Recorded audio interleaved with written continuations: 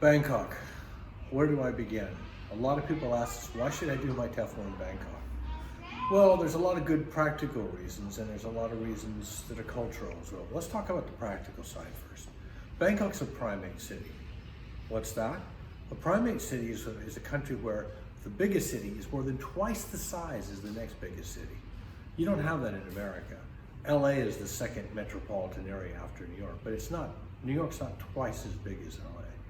In Bangkok it is. That means that Bangkok primate cities tend to be the center of everything, the center of the arts, the center of education, the center of politics, the center of the economy.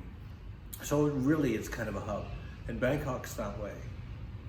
That has resulted in Bangkok being a little bit like America in a sense. In what sense do I mean that? Well, it's become a little bit of a melting pot. People from all over different parts of Thailand, from Isan, from the south, from Lana in the north, in the Chiang Mai area, they come to Bangkok to work. And as a result, you've got people from all these different areas. So it's a good place to kind of sample different regional foods and different regional differences, if you like, cultural differences, even in terms of language. Some people might tell you what the Isan word for hello is. It's not sawadee-ka, it's something different. The other thing that makes Bangkok really interesting is it's a kind of magical city. Really never sleeps. You can find everything under the sun in Bangkok. I could go on and on about that, but it's a really strange mix and a really eclectic mix of the very modern and the very old. And of all the years I've been here, I still haven't seen the whole city. There's still a lot to see. Let's talk about Vantage in our neck of the woods. We're up in North Bangkok. We're very close to Kasetsat University, which is the third oldest university, now the biggest university in Thailand. It's the so-called agricultural science school. We actually got about 3 or 4 universities, smaller universities next to us as well. We've also got the Elephant Building. I mean, where else in the world but in Thailand would somebody build a skyscraper in the shape of an elephant?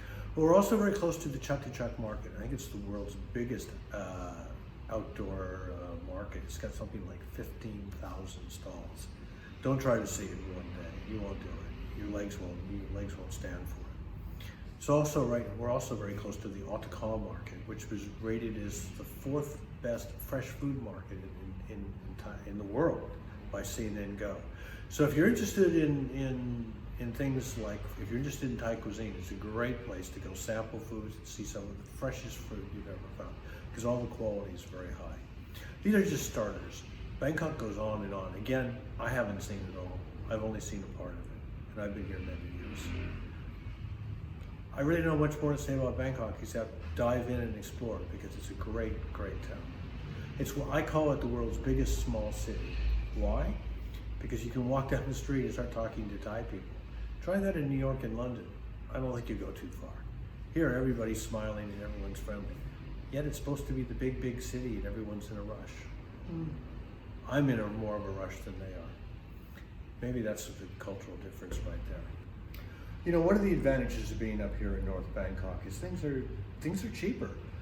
When you're in the center of town, rents are more expensive, food's more expensive. You know, up here we have a lot of neighborhood restaurants, we have local markets, and the prices reflect the income of the people living here, right? Particularly for accommodation, which is your biggest expense. It's going to be cheaper out here. But having said all that, you know, we have easy access to the center of the city. If I go about 300 meters down here, we have a brand new BTS station, the SkyTrain, and about 400 meters in the other direction, we have a new station. So literally within a 5 to 10 minute walk, you can be on a train and you can be in the center of the town where all the nightlife is, or various things, you know, various high-end restaurants and things like that. You can be there in 35, 40 minutes easily on an air-conditioned train. So we have access to the city very easily. Yet we've got the neighborhood feel of more of a traditional town. Maybe that's why I think Bangkok's the world's biggest city. I spent a lot of time up here. That's all for now. Thanks very much.